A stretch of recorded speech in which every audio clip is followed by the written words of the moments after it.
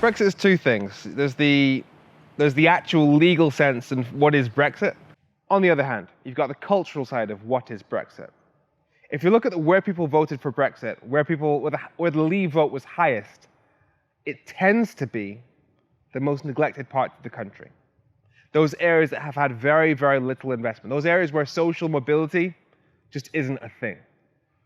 Now, there's a lot of anger towards the political class, towards the southeast, towards London, where opportunities are higher. Even if poverty is still a massive problem there, the opportunities are higher in the southeast because there's that investment, there's that infrastructure. If you're on Google Maps and you put in, take me from Swansea, which is the south of Wales, to Bangor in the north of Wales, it will take you via Shrewsbury. You have to literally leave Wales, go via England to get to another part of Wales. That's the extent to which we have neglected the infrastructure of other parts of the UK.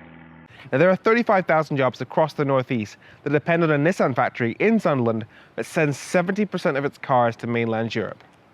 Now, if, for example, we had tariff barriers or regulatory barriers having different rules, regulations, between us and where they send 70% of their cars, if you're Nissan, you can do the maths. You know that your factory being based here means that 70% of your cars are going to face an extra cost. Whereas if that factory was based in Frankfurt or Paris or Milan, only 30% of their cars will face a cost coming this way. So where are you going to put your factory? Now, if you make the obvious decision to relocate your factory to where its main market is based, what happens to those 35,000 jobs in one of the most neglected areas of the country? That's Brexit. People who are already disenfranchised being further disadvantaged. It's not fair, but it's where we are right now.